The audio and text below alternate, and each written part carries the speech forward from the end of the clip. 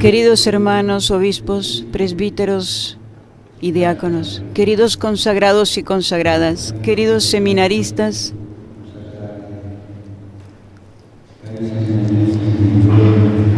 buenos días. Desde hace tiempo tenía el deseo de encontrarme con ustedes.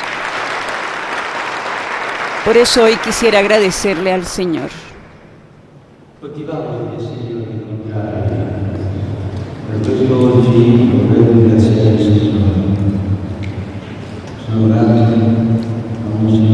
Agradezco a Monseñor Tumbetril su saludo y a todos ustedes su presencia.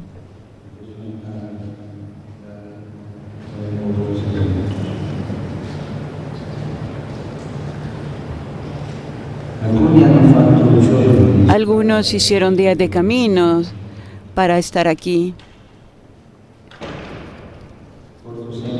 Llevo siempre grabados en el corazón algunos momentos que hemos vivido antes de esta visita, como la celebración en San Pedro en el 2017, durante la cual elevamos una súplica a Dios pidiendo el don de la paz.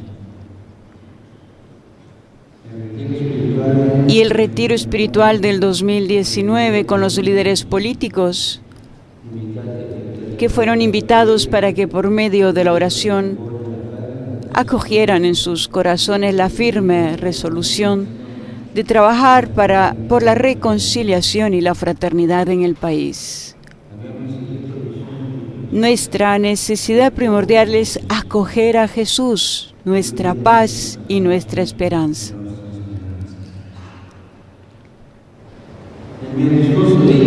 En mi discurso de ayer me inspiré en el curso de las aguas del Nilo, que atraviesa vuestro país como si fuera su espina dorsal.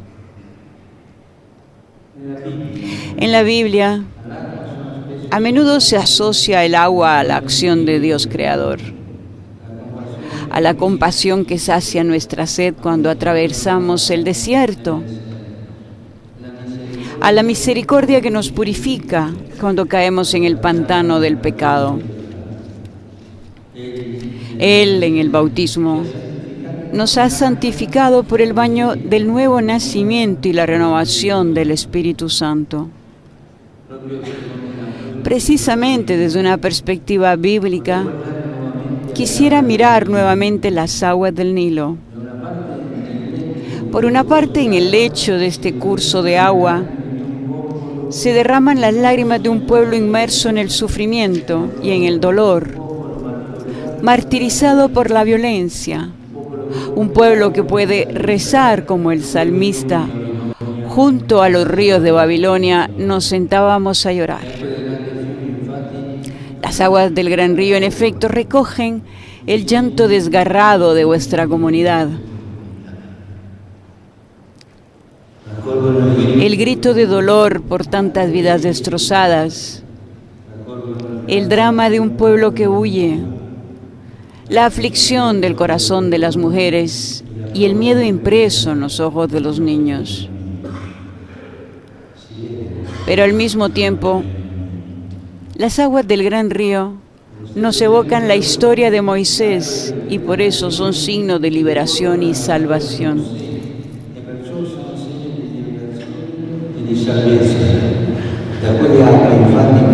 Moisés, de hecho, fue salvado de las aguas y al haber conducido a los suyos por el Mar Rojo, se convirtió en instrumento de liberación, ícono del auxilio de Dios que ve la opresión de sus hijos, escucha sus gritos y baja a liberarlos. Contemplando la historia de Moisés que guió al pueblo de Dios por el desierto, preguntémonos qué significa ser ministros de Dios en una historia marcada por la guerra, el odio, la violencia y la pobreza. ¿Cómo ejercitar el ministerio en esta tierra a lo largo de la orilla de un río bañado por tanta sangre inocente, mientras que los rostros de las personas que se nos confían están surcados por lágrimas de dolor? Preguntémonos, Para intentar responder, quisiera concentrarme en dos actitudes.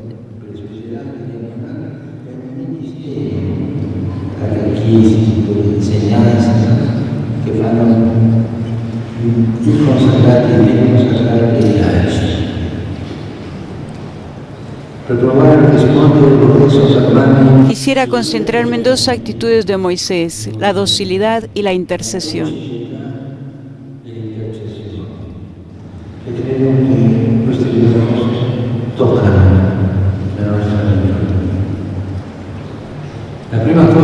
Lo primero que nos impacta de la historia de Moisés es su docilidad a la iniciativa de Dios. Pero no debemos pensar que siempre haya sido así. En un primer momento pretendió llevar adelante por su cuenta el esfuerzo por combatir la injusticia y la opresión. Habiendo sido salvado por la hija del faraón en las aguas del Nilo, cuando ya había descubierto su identidad, se conmovió por el sufrimiento y la humillación de sus hermanos. Tanto que un día decidió hacer justicia por sí mismo, hiriendo de muerte a un egipcio que maltrataba a un hebreo. Sin embargo, después de este episodio, tuvo que escapar y permanecer muchos años en el desierto. Allí experimentó una especie de desierto interior. Había pensado afrontar la injusticia solo con sus fuerzas y ahora, como consecuencia, se había convertido en un fugitivo. Tenía que esconderse, vivir en soledad y experimentar el amargo significado del fracaso.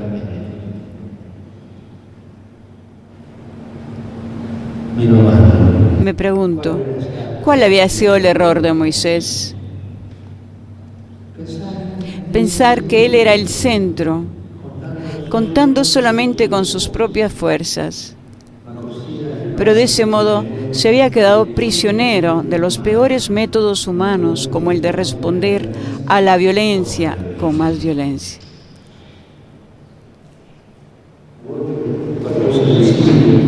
Algo parecido nos puede pasar también en nuestra vida como sacerdotes, diáconos, religiosos y seminaristas. En el fondo, pensamos que nosotros somos el centro, que podemos confiar, si no en teoría, al menos en la práctica, casi exclusivamente en nuestras propias habilidades. O como iglesia pensamos dar respuestas a los sufrimientos y a las necesidades del pueblo con instrumentos humanos como el dinero, la astucia, el poder. En cambio, nuestra obra viene de Dios. Él es el Señor y nosotros estamos llamados a ser dóciles instrumentos en sus manos. Moisés aprendió esto cuando un día Dios fue a su encuentro, apareciendo en una llama de fuego que salía de en medio de la zarza. Moisés se dejó atraer, dio espacio al asombro, adoptó una actitud dócil para dejarse iluminar por la fascinación de ese fuego ante el cual pensó: voy a observar este grandioso espectáculo. ¿Por qué será que la zarza no se consume? Esta es la docilidad que se necesita en nuestro ministerio. Acercarnos a Dios con asombro y humildad. Dejarnos atraer y orientar por Él, para que confiemos en su palabra antes de usar nuestras palabras. Para que acojamos con mansedumbre su iniciativa antes de centrarnos en nuestros proyectos personales y eclesiales. Pues la primacía no es nuestra, sino de Dios.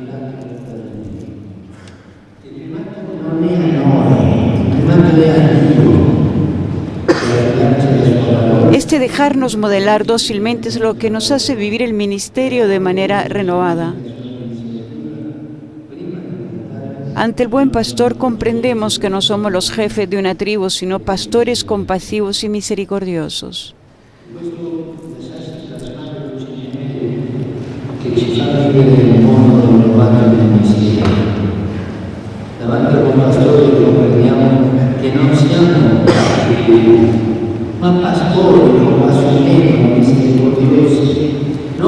Que no somos los dueños del pueblo, sino siervos que se inclinan a lavar los pies de los hermanos y las hermanas. Que no somos una organización mundana que administra bienes terrenos, sino la comunidad de los hijos de Dios.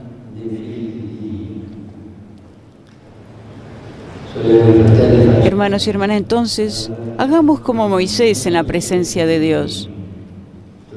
Quitémonos las sandalias con humilde respeto. Despojémonos de nuestra presunción humana. Dejémonos atraer por el Señor y cultivemos el encuentro con Él en la oración. Acerquémonos cada día al misterio de Dios para que queme la maleza de nuestro orgullo y de nuestras ambiciones desmedidas y nos haga humildes compañeros de viaje de las personas que se nos encomiendan.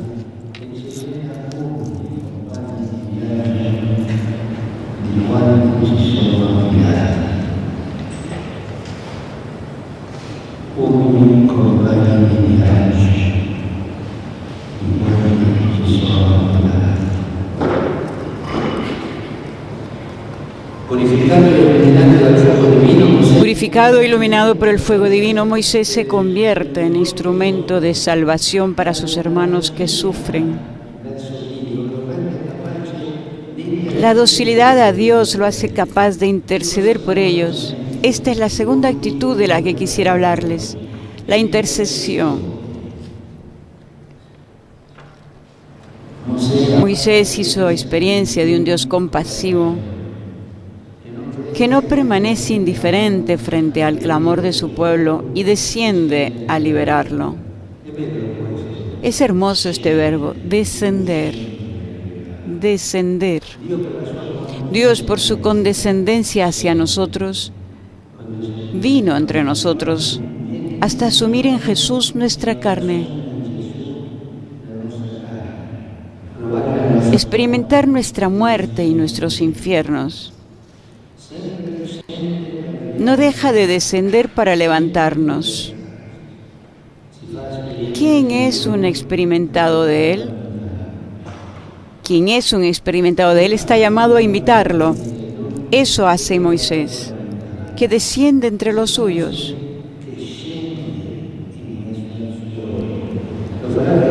Y lo hará más veces durante el paso por el desierto. Él, en efecto, en los momentos más importantes y difíciles, sube y baja del monte de la presencia de Dios para interceder por el pueblo, es decir, para entrar en su historia y acercarlo a Dios. De hecho, interceder no quiere decir simplemente rezar por alguien, como casi siempre pensamos. Etimológicamente significa dar un paso al medio, o sea, dar un paso para ponernos en medio de una situación.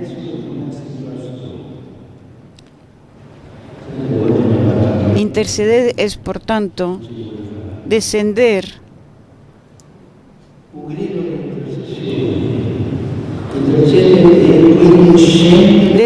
para ponerse en medio del pueblo, hacerse puentes que lo unen con Dios. A los pastores se les pide que desarrollen precisamente este arte de caminar en medio.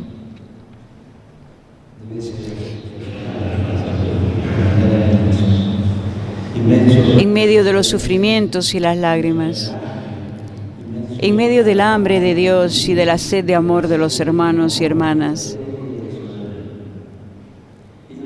Nuestro primer deber no es el de ser una iglesia perfectamente organizada, sino una iglesia que en nombre de Cristo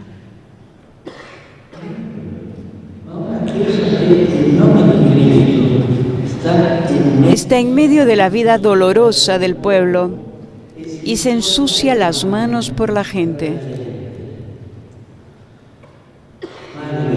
Nunca debemos ejercitar el ministerio persiguiendo el prestigio religioso y social,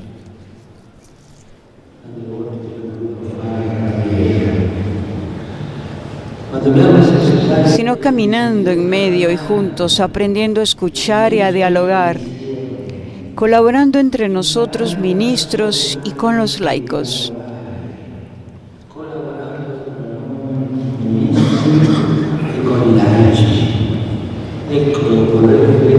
Quisiera repetir esta palabra importante: juntos, no separados, juntos. Obispos y sacerdotes, sacerdotes y diáconos, pastores y seminaristas, ministros ordenados y religiosos, siempre en el respeto de la maravillosa especificidad de la vida religiosa. Tratemos de vencer entre nosotros la tentación del individualismo, de los intereses de parte. Es muy triste cuando los pastores no son capaces de comunión, ni logran colaborar entre ellos, incluso se ignoran. Cultivemos el respeto recíproco, la cercanía, la colaboración concreta. Si eso no sucede entre nosotros, ¿cómo podemos predicarlo a los demás? Volvamos a Moisés y para profundizar en el arte de la intercesión, miremos sus manos. A este respecto, la Escritura nos ofrece 3 imágenes: Moisés con el bastón en sus manos, Moisés con las manos extendidas y Moisés con las manos alzadas al cielo. La primera imagen, la de Moisés con el bastón en sus manos, nos dice que él intercede con la profecía. Con ese bastón realizará prodigios, signos de la presencia y del poder de Dios, en cuyo nombre está hablando, denunciando a voz en grito el mal que sufre el pueblo y pidiendo al faraón que lo deje partir. Hermanos y hermanas, para interceder en favor de nuestro pueblo también nosotros estamos llamados a alzar la voz contra la injusticia y la prevaricación, que aplastan a la gente y utilizan la violencia para sacar adelante sus negocios a la sombra de los conflictos.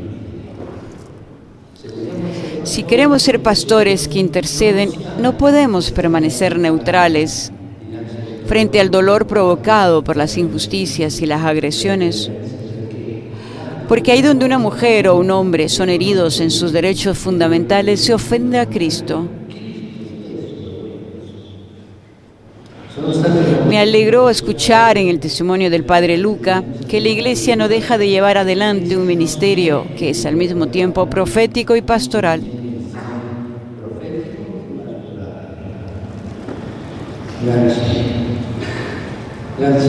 Gracias, porque si hay una tentación de la que tenemos que cuidarnos, es la de dejar las cosas como están y no interesarnos por las situaciones a causa del miedo a perder privilegios y conveniencias.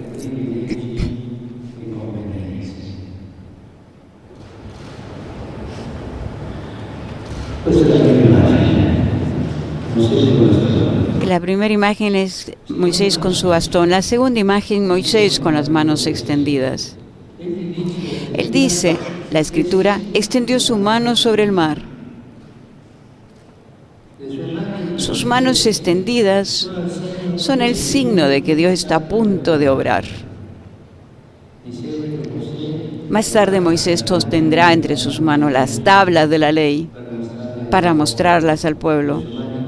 Sus manos extendidas indican la cercanía de Dios que está obrando y que acompaña a su pueblo. Para liberar del mal no es suficiente la profecía. Es necesario extender los brazos hacia los hermanos y hermanas, apoyar su camino.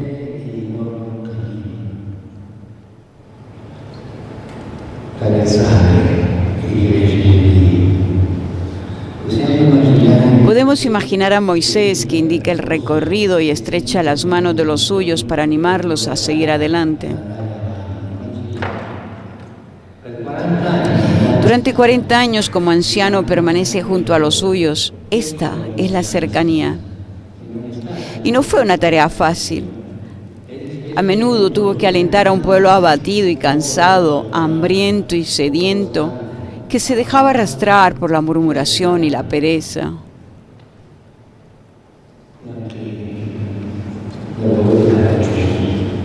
Que si pasaban a la murmuración y a la repetición.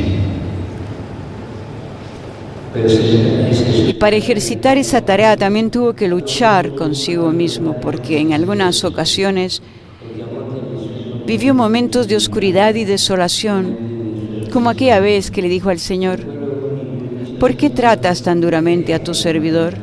¿Por qué no has tenido compasión de mí y me has cargado con el peso de todo este pueblo?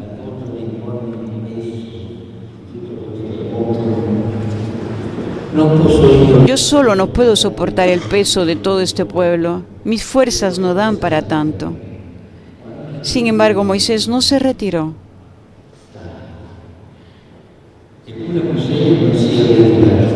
Siempre cerca de Dios. Nunca se alejó de los suyos. También nosotros tenemos esta tarea: extender las manos, levantar a los hermanos, recordarles que Dios es fiel a sus promesas, exhortarlos a seguir adelante. Nuestras manos han sido ungidas por el Espíritu, no solo para los ritos sagrados, sino para alentar, ayudar, acompañar a las personas a salir de aquello que las paraliza, las encierra y las vuelve temerosas.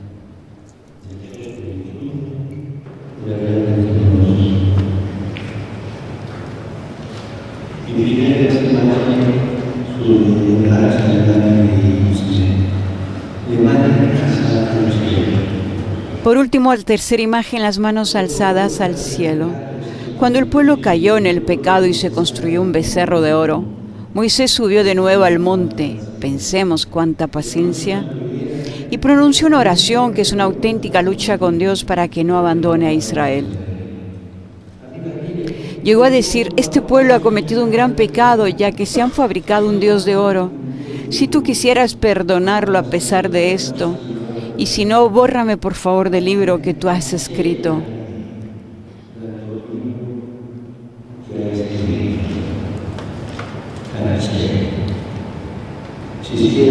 Se pone del lado del pueblo hasta el final, alza la mano en su favor. No piensa en salvarse solo, no vende al pueblo por sus propios intereses. Intercede, lucha con Dios, mantiene los brazos alzados en oración, mientras que sus hermanos combaten en el valle.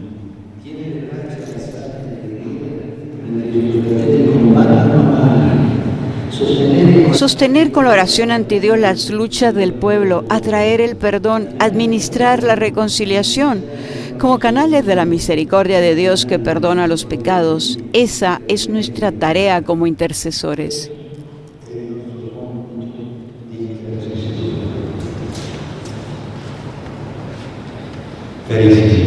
Queridos hermanos y hermanas, estas manos proféticas extendidas y alzadas cuestan trabajo.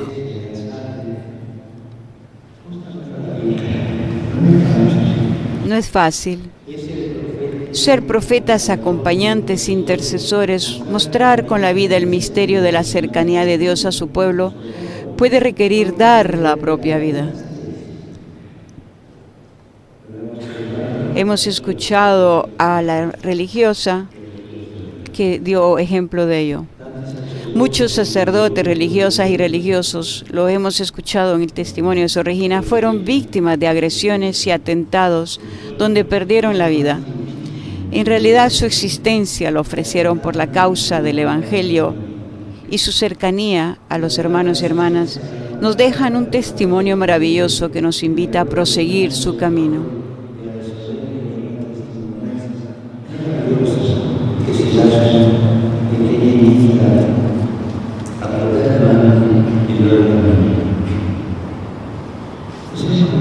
Podemos recordar a San Daniel Comboni, que con sus hermanos misioneros realizó en esta tierra una gran labor evangelizadora. Él decía que el misionero debía estar dispuesto a todo por Cristo y por el Evangelio, y que se necesitaban almas audaces y generosas que supieran sufrir y morir por África.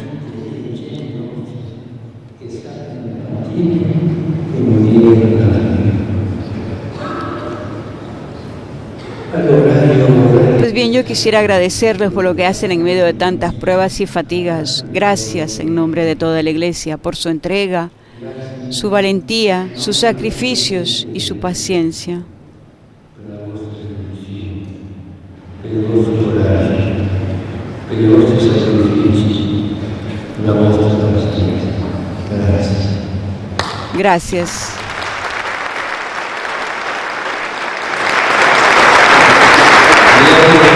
Les deseo, queridos hermanos y hermanas, que sean siempre pastores y testigos generosos, cuyas armas son solo la oración y la caridad, que se dejan sorprender dócilmente por la gracia de Dios y son instrumentos de salvación para los demás. Profetas de cercanía que acompañan al pueblo, intercesores con los brazos alzados.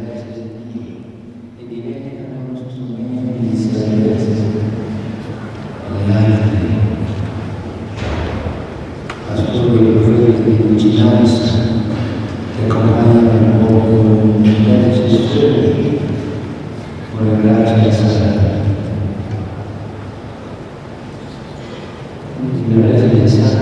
Que la Virgen Santa los cuide y por favor no se olviden de rezar por mí.